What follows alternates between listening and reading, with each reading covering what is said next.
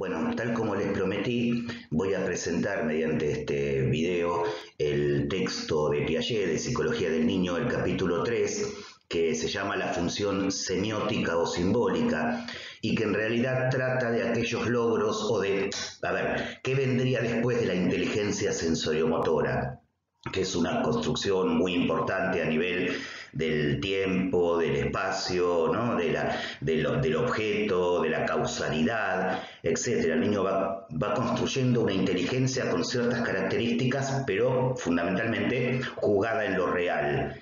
En el sexto subestadio, en realidad, de lo que nos está hablando es de esto que presentamos hoy: cómo el niño puede comenzar a representarse a nivel mental las acciones jugadas con el mundo. O sea, sería un nuevo nivel en donde los logros de la sensoriomotricidad se reestructuran para ser inteligencia interiorizada, o sea, comienzan a ser, en sentido estricto, pensamiento.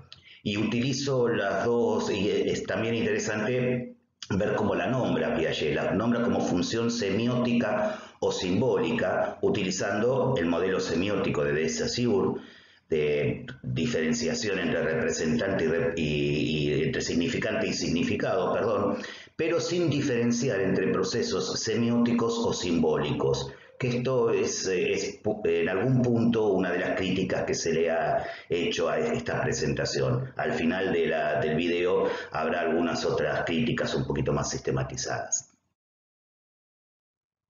Entonces, ¿en qué consiste la función semiótica o simbólica? Bueno, tal como decíamos, y según esta mirada de la unidad del signo lingüístico, tomando esto como modelo, dice: consiste en poder representar algo, un significado cualquiera, por medio de un significante diferenciado y que solo sirve para esa representación.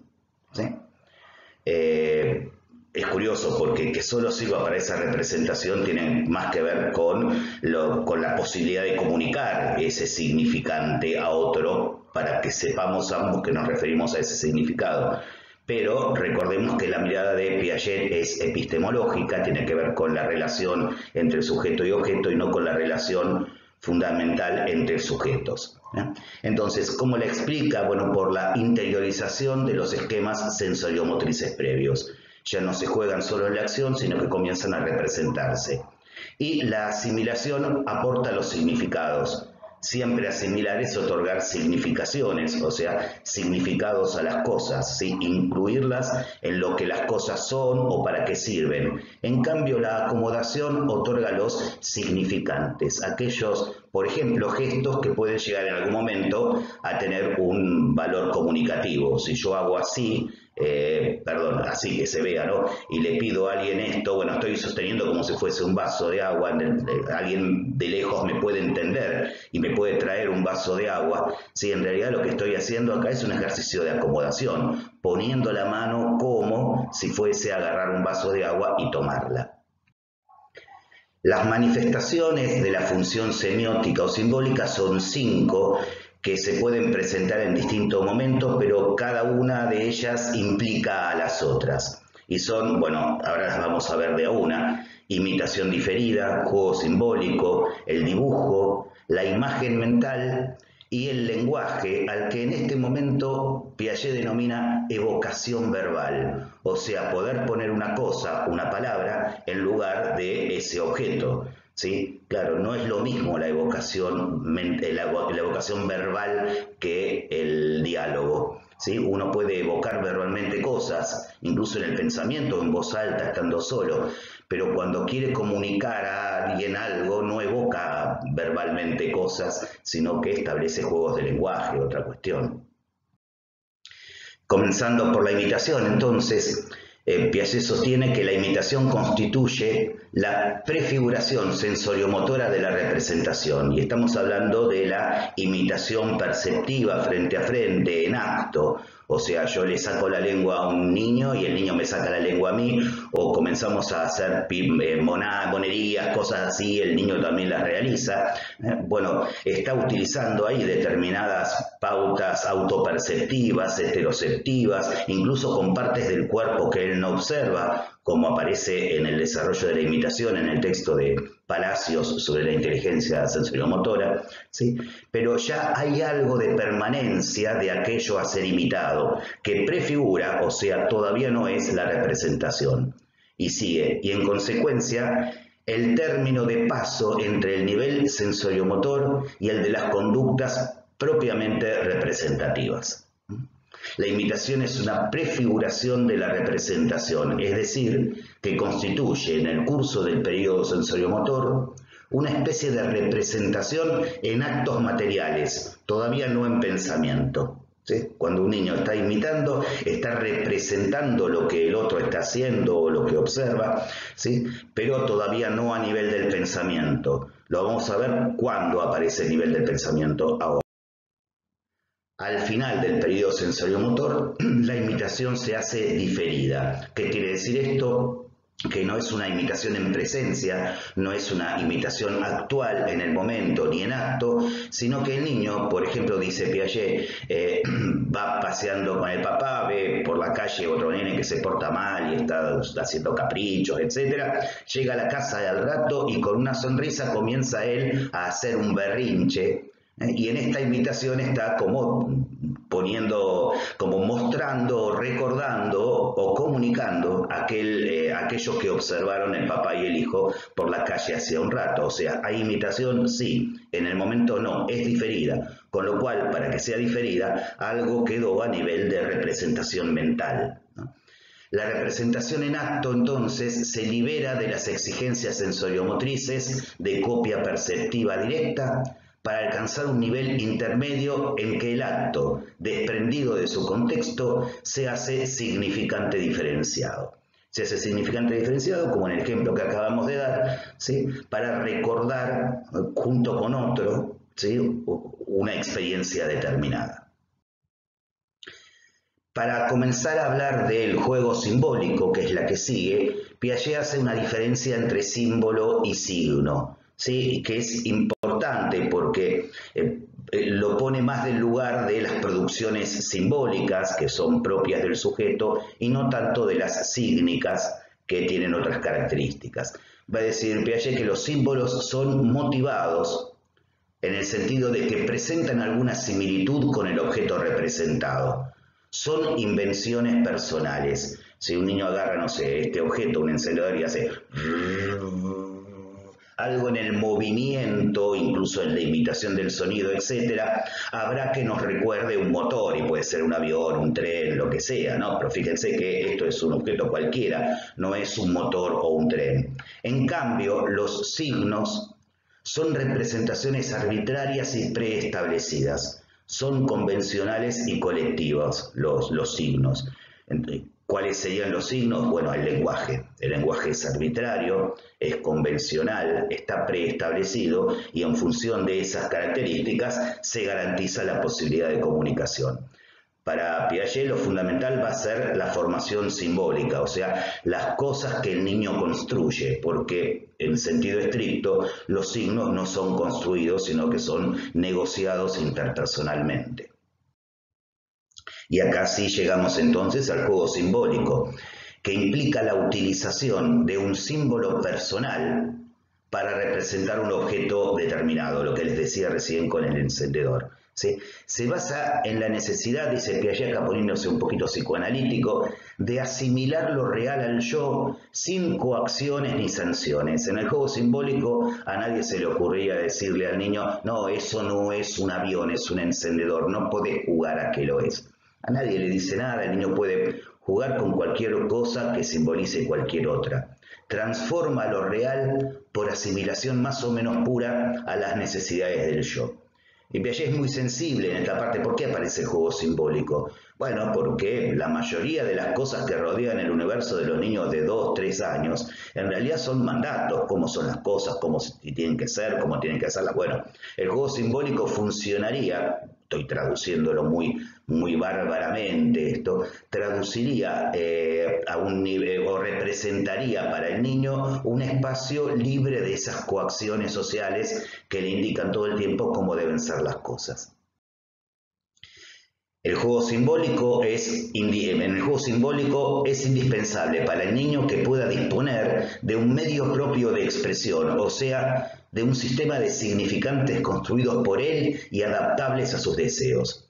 Tal es el sistema de los juegos propios del juego simbólico. O sea, el símbolo del juego simbólico es lo más opuesto posible a los signos.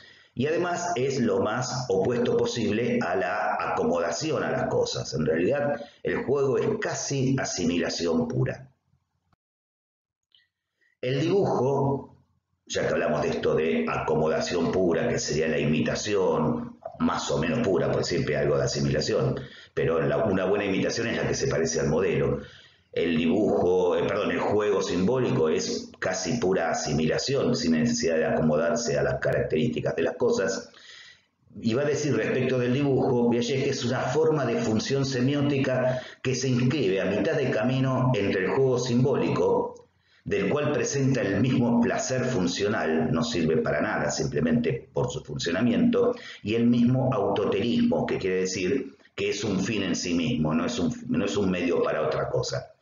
Eso por el lado de lo que comparte con el juego simbólico. Y lo que compartiría con la imagen mental sería el esfuerzo de imitación de lo real, ¿no? Muy rápidamente a los niños les preguntamos, che, ¿qué dibujaste ahí? Qué bien que te salió, a ver, yo ya me doy cuenta de qué es, etc. Los niños comienzan a dibujar como una instancia reproductiva, realista, acerca de lo que el mundo es. El juego tendría 4 etapas principales, según lo define Luquet y aparece en el texto de Piaget, pero Piaget las toma, no las vuelve a inventar, dice Luquet ya las inventó y estoy de acuerdo con estas. Y la primera sería, la más inicial, sería el realismo fortuito. ¿Qué es esto? El niño comienza a hacer unos garabatos, unas cosas, entonces pasamos por el lado y le preguntamos, ¿qué dibujaste ahí? Y entonces empieza a pensar, a ver, dibujé a mamá.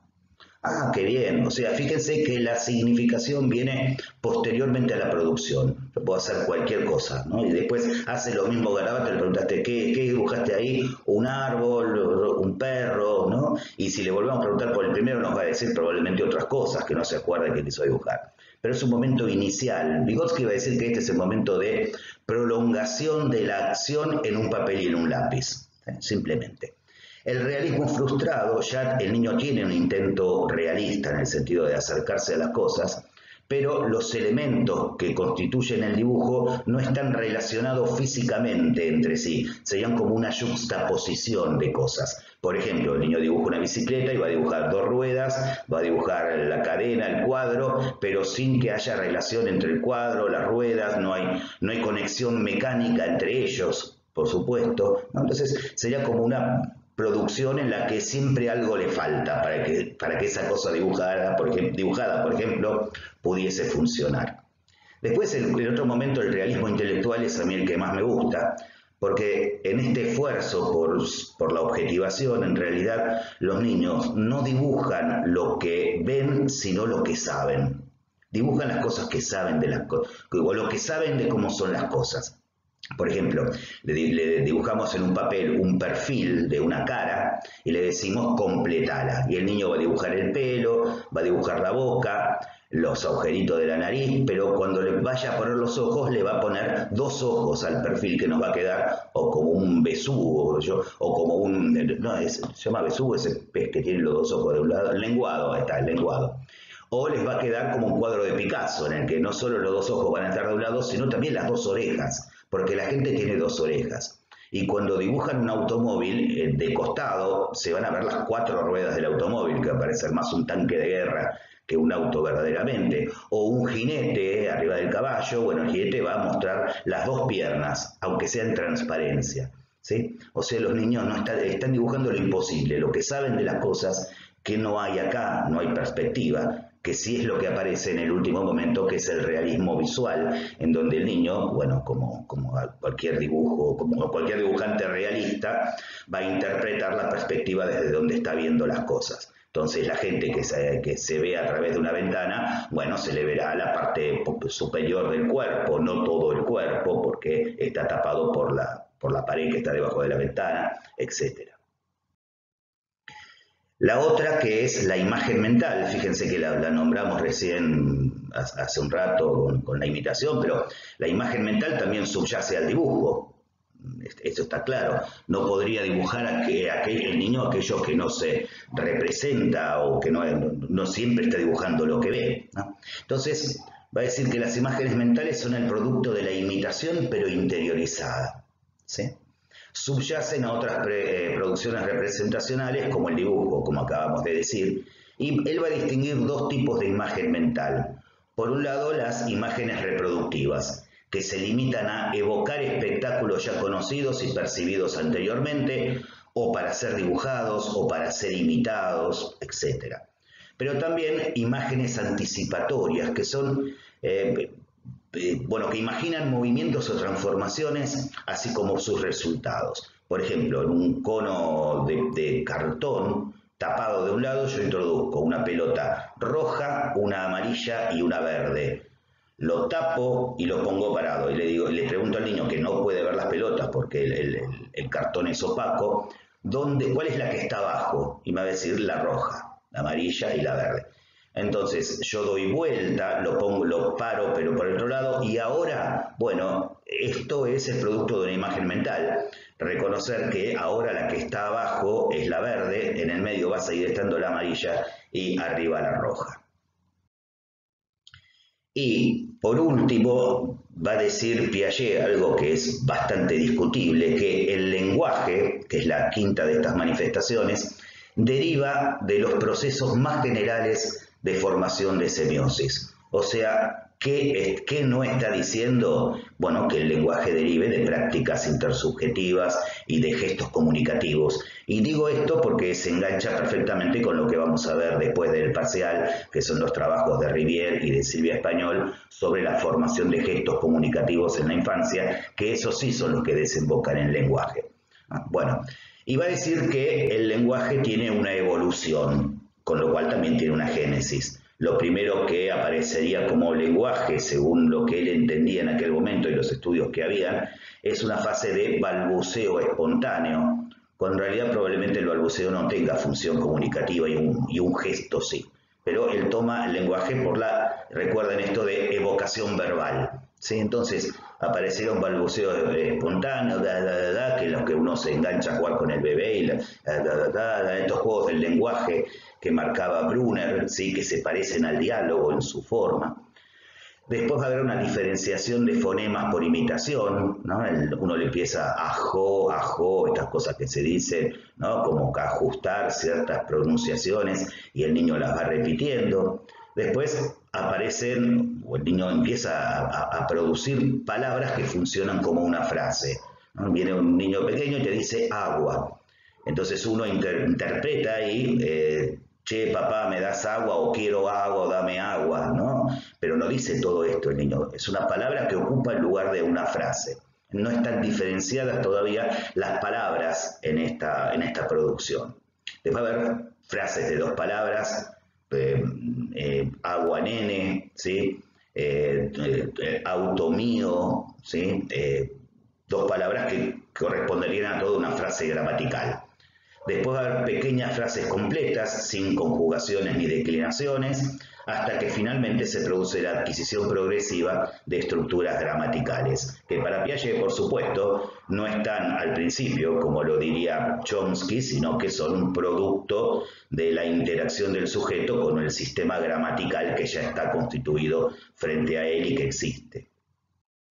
Para terminar, alguna crítica, prefigurando lo que luego vamos a ver en los trabajos de Rivière y de Silvia Español, que Piaget todo el tiempo habla de un modo intercambiable de procesos de representación y de simbolización como si fuesen lo mismo. Y en realidad no son lo mismo representación que simbolización. La representación es la capacidad de reconstruir o recordar la información para guiar la conducta, como por ejemplo el objeto permanente, cuando el niño puede pensar dónde estará el objeto en el sexto subestadio y recuperarlo en función de movimientos no visibles, o sea, a partir de inferencias, ¿sí? También es la posibilidad de guiar la experiencia por medio de una imagen o un plan interno. Yo quiero ir con la moto de acá de mi casa a determinado lugar, entonces comienzo a pensar las avenidas, por cuál me conviene ir por la otra, o incluso utilizando alguna de estas aplicaciones que hay en el celular, que pones la dirección a la que tenés que ir y te traza un recorrido. Bueno, eso es una representación de la ciudad, del espacio, etcétera, ¿sí? Para guiar la experiencia, por dónde me conviene ir. En cambio, y por último, la simbolización no se refiere a la propia experiencia o cómo hacer algo, sino que es la capacidad de convertir la información en formas observables, palabras, gestos, dibujos, etcétera, que se refieran a la experiencia y que no se limiten a guiarla. Yo puedo tener, por ejemplo, en la representación que me hago de la ciudad, no le digo a alguien, nos conviene ir por acá, y después le digo, no, pero en realidad vamos por esta calle que es más linda, está arbolada, yo vamos por Gorriti, ¿no? Que tiene todas estas características, o vamos por ahí que hay algo que nunca, que hace años que no pasó por ese lugar, etcétera. Esto ya no es representarse la situación para tener éxito en ella, sino para comentarla. Son formas que cobran sentido en un intercambio comunicativo. Esta es la clave. Entonces, el lenguaje, para Rivière, por ejemplo, no puede provenir nunca de los procesos de representación, sino de los procesos de simbolización. E incluso esto lo investigó él como hacía Vygotsky, con sujetos con un desarrollo divergente o diferente. Y decía que, por ejemplo, las personas con autismo, no está deteriorada la capacidad representativa, en muchos de ellos pueden representarse el espacio, no se chocan con las cosas, ¿sí? Incluso de noche pueden ir por dentro de la casa sin comerse la mesa, ¿sí?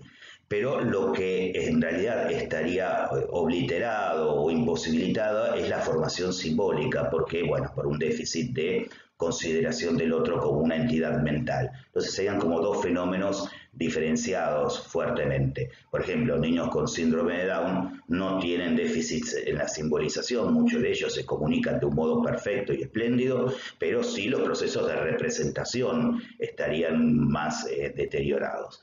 Bueno, espero que les sirva y cualquier cosa, cualquier duda me la preguntan por mail.